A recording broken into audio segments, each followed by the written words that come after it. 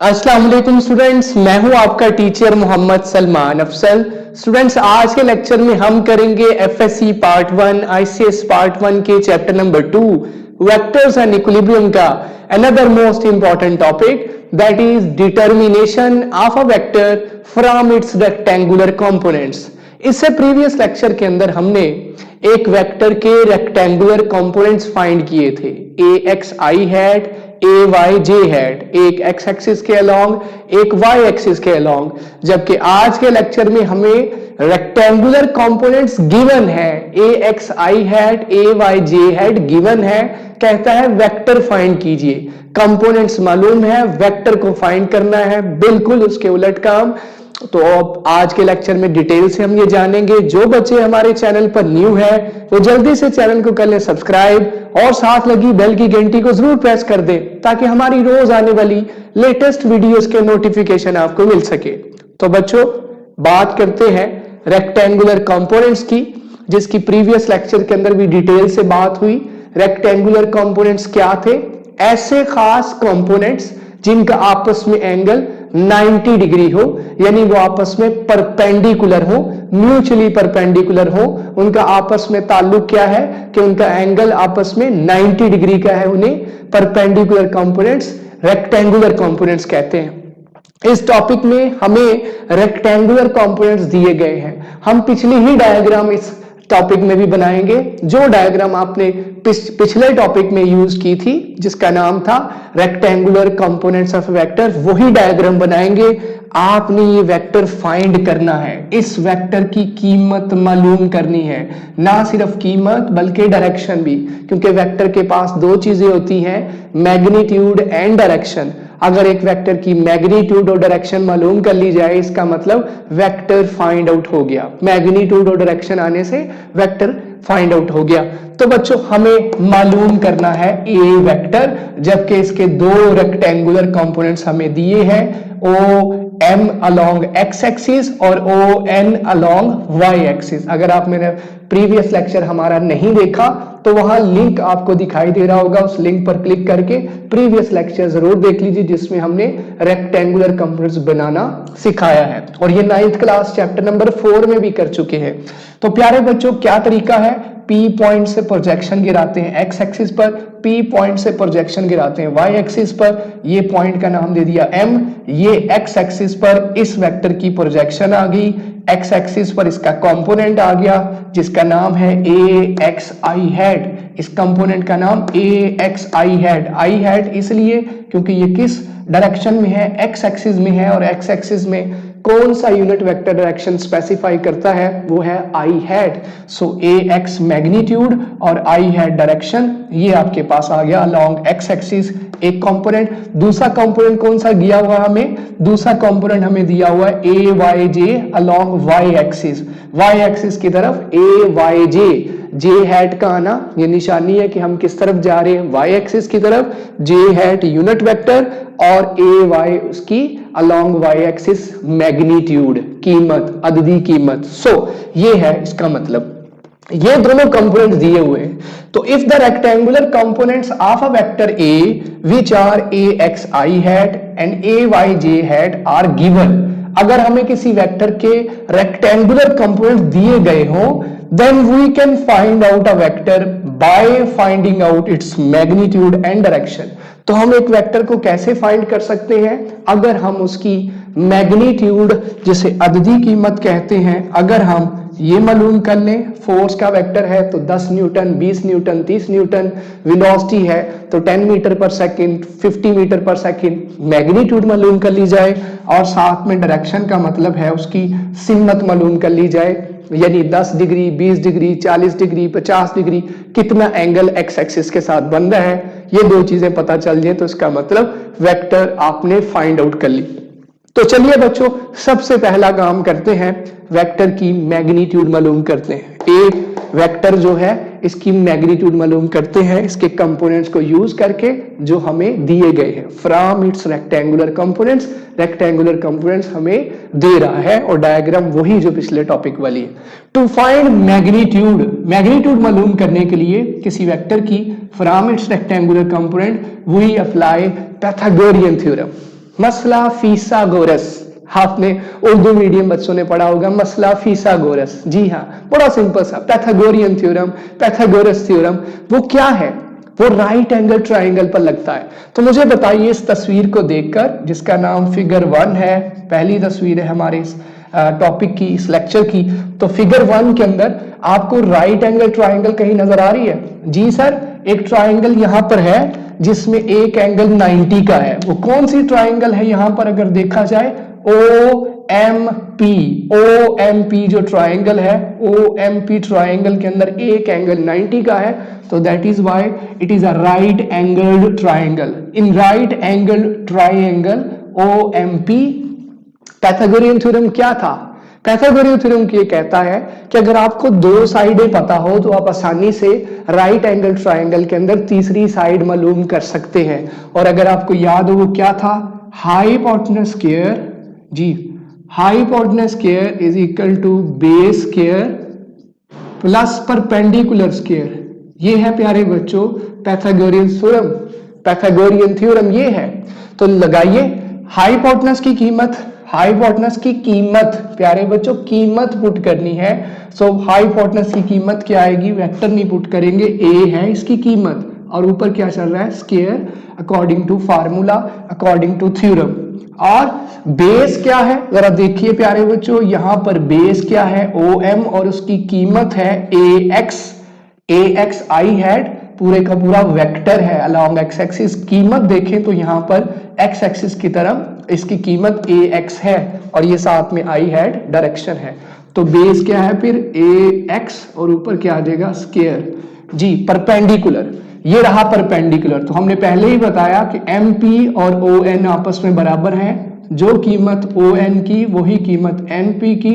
तो बताइए जरा इसकी कीमत क्या है अलोंग y एक्सिस? परपेंडिकुलर की कीमत क्या है? AY। सिर्फ कीमत उठाइए यहां से, सो AY का स्क्वायर आ जाएगा। मैग्नीट्यूड उठानी है, डायरेक्शन नहीं उठानी। तो प्यारे बच्चों हमें दोनों साइड्स पर स्क्वायर नजर आ रहा है। स्क्वायर को खत्म करने का तरीका है कि दोनों तरफ क्या ले लिया जाए? क्या ले लिया जाए? Square root. Taking square root या अंडर रूट जिसे आप कहते हो, square root on both sides, on both sides. इसको इक्वेशन नंबर 1 का नाम देकर बोथ साइड्स का स्क्वायर रूट ले लीजिए। तो क्या बनेगा? यहां पर एक एक स्टेप करूंगा, लीजिए, और राइट साइड पर AX square plus AY square. ये सबस्क्रिप्ट में लिखिएगा, नीचे छोटा सा, सही है, साथ नहीं लिखना, सबस्क्रिप्ट में लिखना है। और ये ऊपर आ गया स्क्वायर रूट। प्यारे बच्चों इसका स्क्वायर स्क्वायर रूट से कट जाएगा, क्योंकि स्क्वायर रूट का मतलब होता है 1/2 पावर 1/2। 2 से कट गई तो क्या बचा पीछे? A। लेकिन जो वैल्यूज जमा हो रही हो ये अपना स्क्वायर नहीं कैंसिल कर सकती स्क्वायर रूट के साथ। ये रूल है, सबको पता है, मैथमेटिक्स का बेसिक रूल है। तो AX square plus AY square. तो प्यारे बच्चों ये जो चीज आपने फाइंड की है ये क्या है भला आपको पता है? This is the magnitude. ये है मैग्नीट्यूड। एक छोटी सी एग्जांपल देके भी समझाऊंगा अब मैग्नीट्यूड से क्या मुराद है, इस तरह से मैग्नीट्यूड कैसे फाइंड की जाती है। हालांकि एग्जांपल्स और न्यूमेरिकल्स में हम बारहा ये काम करेंगे।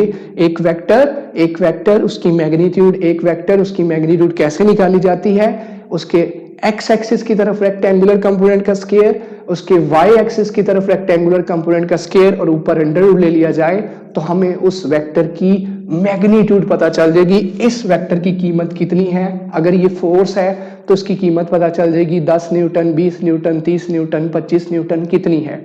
तो मैं मिसाल देके भी समझा दूंगा आपको। अब आते हैं दूसरी चीज मालूम करने की तरफ और वो है डायरेक्शन। वेक्टर के पास दो चीजें होती हैं। Vectors are those physical quantities which have both magnitude and direction. So direction कैसे मालूम करें? प्यारे बच्चों डायरेक्शन मालूम करने के लिए हम यहाँ tan थीटा लगाएंगे, ट्रिग्नोमेट्रिक रेशियो यूज करेंगे tan theta. Why not sin theta cos theta? प्यारे बच्चों आप लोग पूछेंगे सर sin थीटा और cos थीटा क्यों नहीं, tan थीटा क्यों यूज करेंगे? तो गौर कीजिए sin थीटा किसके बराबर होता है? साइन थीटा होता है परपेंडिकुलर ओवर हाइपोटेनस। परपेंडिकुलर क्या है हमारे पास? AY, कीमत पुट करें, और हाइपोटेनस क्या है? A। तो प्यारे बच्चों हमें AY और AX गिवन है, AY और AX गिवन है, A तो पता ही नहीं है ए की कीमत ही नहीं पता, तो जब ए पता ही नहीं है तो हम साइन थीटा को यूज करके कैसे थीटा मालूम कर सकते हैं? ये भी मालूम करना है, ये भी मालूम करना, तो कैसे निकलेगा? इसलिए साइन थीटा रिजेक्ट हो गया। कॉस थीटा किसके बराबर है? वो है बेस ओवर हाइपोटेनस, ए एक्स ओवर ए। फिर इसके अंदर ऐसी कीमत आ गई जिसकी हमें कीमत ही नहीं पता, तो ये फिर आ गया। इसका मतलब ये भी मालूम करना है, ये भी मालूम करना है, सिर्फ एक कीमत गिवन है ना भाई, ये भी नहीं यूज हो सकता।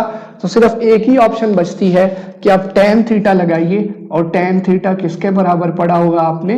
Perpendicular over base, perpendicular over base. तो जरा राइट एंगल ट्राइंगल OMP के अंदर देखिए परपेंडिकुलर क्या है, पहले परपेंडिकुलर का नाम लिख लीजिए, MP ओवर बेस क्या है? OM। अब इनकी कीमतें लिख दीजिए, कीमत क्या है इस रेक्टेंगुलर कंपोनेंट की? AY, और एक्स एक्सिस की तरफ जो रेक्टेंगुलर कंपोनेंट है उसकी कीमत क्या है? AX। तो tan थीटा किसके बराबर आ गया?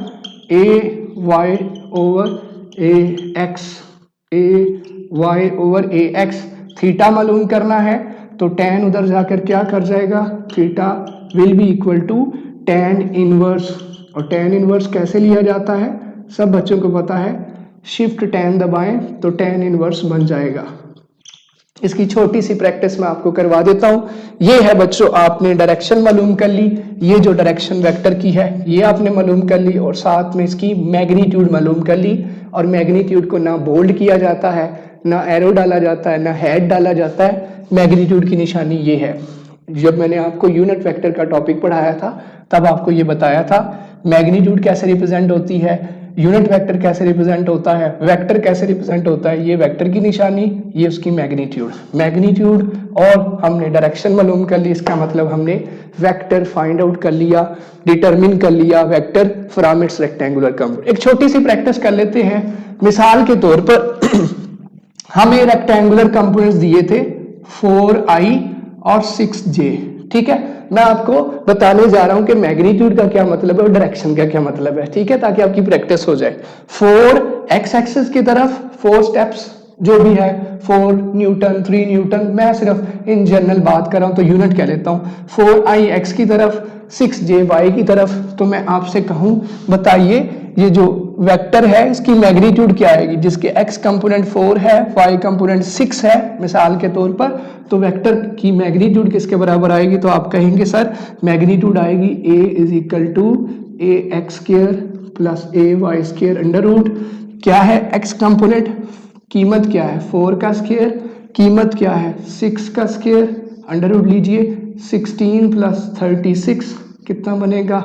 52, और 52 तकरीबन 7.2 आएगा। अंडर रूट लीजिए 49 हो तो 7 आता है, 52 का 7.2 या 7.3 हो सकता है, गलत भी हो, लेकिन मैं वैसे लिख रहा हूं। ये आपके पास उस वेक्टर की कीमत आ गई, ये जो वेक्टर है इसकी कीमत। अब डायरेक्शन भी मालूम कर दूं, कंपोनेंट से डायरेक्शन कैसे? ये लीजिए, ये मैंने क्या कर दी मालूम? मैग्नीट्यूड।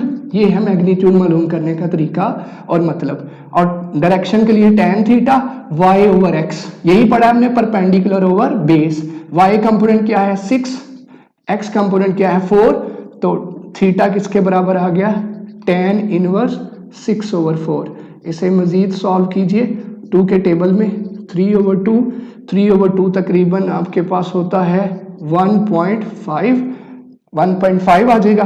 तो प्यारे बच्चों इसका आपने tan इनवर्स लेना है। मिसाल के तौर पर मैं वैसे लिख देता हूं, कैलकुलेटर यूज नहीं कर रहा। ये आपके पास आंसर आ गया 49 डिग्री।